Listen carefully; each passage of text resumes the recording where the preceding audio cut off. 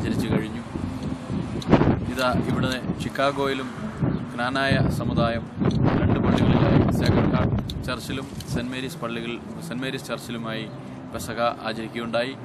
Sacred heart ചർച്ചിൽ 7 മണിക്ക് വ്യാഴാഴ്ച വൈകുന്നേരം 7 മണിക്ക് ആരംഭിച്ച പെസഹ ആചരണത്തിന് മോൺസിഞ്ഞോർ എബ്രാഹാം മുത്തോലത്ത് മുഖ്യ കാർമ്മികത്വം വഹിച്ചു. ഒപ്പം monsignor Biju Vayalinkal, father Vincent എന്നിവർ സഹകാർമ്മികളായിരുന്നു. പെസഹ ആചരണത്തെയും തുടർന്ന് അപ്പം മുറിക്കൽ ശുശ്രൂഷയും ഭക്തി നിർഭരമായിരുന്നു.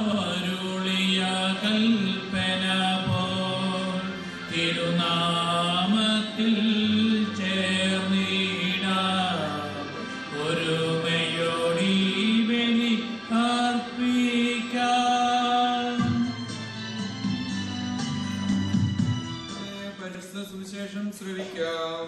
സമാധാനം നിങ്ങളോടുകൂടെ. വിശുദ്ധമത്തായി അറിയിച്ച കർത്താവ് ഈശോ മിശിഹായുടെ പരിശുദ്ധ സുവിശേഷം.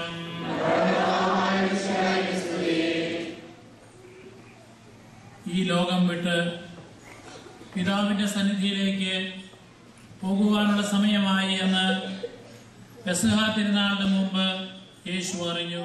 പ്രിയപ്പെട്ട സഹോദരി സഹോദരന്മാരെ, and my dear children,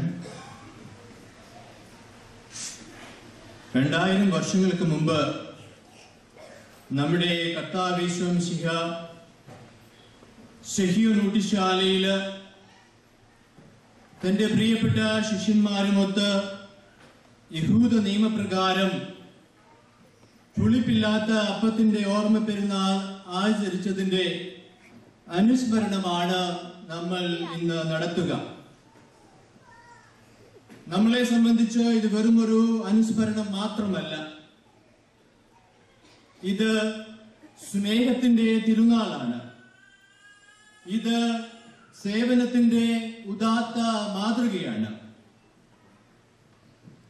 തന്റെ ഉള്ളിന്റെ ഉള്ളില് സ്നേഹം നിറഞ്ഞു തുളുമ്പിയപ്പോൾ അത് മനുഷ്യ മക്കളുമായി പങ്കുവയ്ക്കുവാനായി തന്റെ ഏകജാതനെ തന്നെ വിട്ടുകൊടുത്ത സ്നേഹനിധിയായ പിതാവായ ദൈവത്തിന്റെ ഹൃദയ സ്പന്ദനം ഇതിൽ തുടിച്ചു നിൽക്കുന്നുണ്ട്.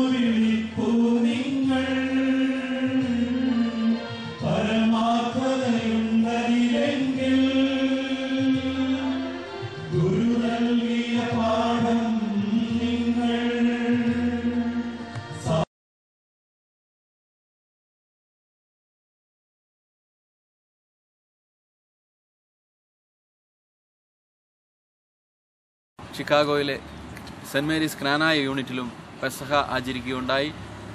വൈകുന്നേരം 9 മണിക്ക് പെസഹ വ്യാഴാഴ്ച വൈകുന്നേരം 9 മണിക്ക് ക്നാനായ കമ്മ്യൂണിറ്റി സെന്ററിൽ ആരംഭിച്ച പെസഹ ആചരണത്തിന്റെ ശുശ്രൂഷകൾക്ക് മോൺസിഞ്ഞോർ ബിജു വയലിങ്കൽ മുഖ്യ കാർമ്മികത്വം വഹിച്ചു.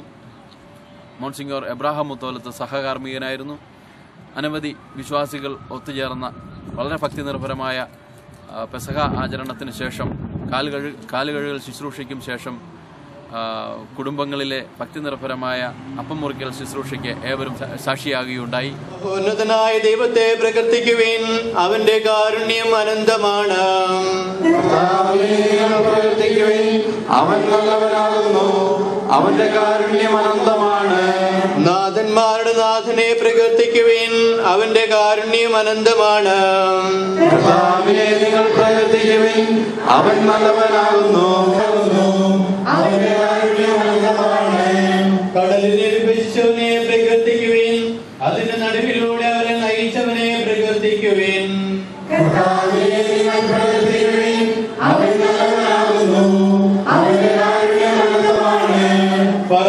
യേശു താൻ ഒറ്റക്കൊടുക്കപ്പെട്ട രാത്രിയിൽ അപ്പമെടുത്ത് കൃതജ്ഞത അർപ്പിച്ചതിനു ശേഷം അത് മുറിച്ചുകൊണ്ട് അരുളി ചെയ്തു, ഇത് നിങ്ങൾക്ക് വേണ്ടിയുള്ള എന്റെ ശരീരമാണ്, എന്റെ ഓർമ്മയ്ക്കായി നിങ്ങൾ ഇത് ചെയ്യുവിൻ. അപ്രകാരം തന്നെ അത്താഴത്തിന് ശേഷം പാനപാത്രം എടുത്ത് അരുളി ചെയ്തു, ഇത് എന്റെ രക്തത്തിലുള്ള പുതിയ ഉടമ്പടിയാണ്, നിങ്ങൾ ഇത് പാനം ചെയ്യുമ്പോഴെല്ലാം. 10-12 വർഷങ്ങൾക്ക് മുമ്പ് ഇവിടെ വന്ന സമയത്ത് നമ്മുടെ സമൂഹത്തോടൊത്തു ചേർന്ന് ബലിയർപ്പിക്കുവാൻ സാധിച്ചു. അതിനുശേഷം വീണ്ടും ഇവിടെ എത്തി വിശുദ്ധ ബലി നിങ്ങളോടൊത്ത് അർപ്പിക്കുവാനായിട്ട് സാധിക്കുന്നത് സന്തോഷകരം തന്നെയാണ്. പക്ഷെ അതിലൊക്കെ അഭിമാനം നൽകുന്ന കാര്യം, ഇവിടെ നമ്മൾ പള്ളി വാങ്ങിച്ച് ഒരു ഇടവക പോലെ വിശുദ്ധ ബലി അർപ്പിക്കുവാനായിട്ട് സാധിക്കുന്നു. വലിയ സന്തോഷം നൽകുന്ന കാര്യമാണ്. അതിൽ നിങ്ങളേവരെയും അഭിനന്ദിക്കുന്നു.